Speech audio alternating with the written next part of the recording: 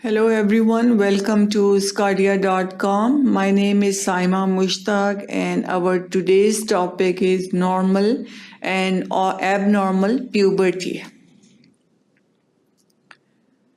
We divided our section of normal and abnormal puberty into 5 different sections. In the first section, we will talk about what puberty is, what are the different morphological and endocrinological changes that leads to puberty, and genital organ changes and staging.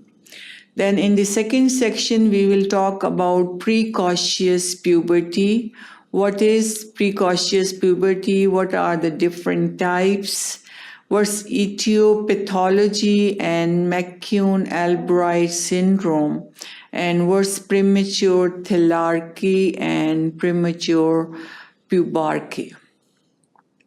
Then in the third section, we will talk about management of precocious puberty, and this we divided into how we can diagnose, manage, treat the patient with precocious puberty, and what's the prognosis of patient with precocious puberty. Then in the fourth section, we will talk about delayed puberty. What's the causes of delayed puberty, how we can diagnose and investigate, and what's the treatment for delayed puberty.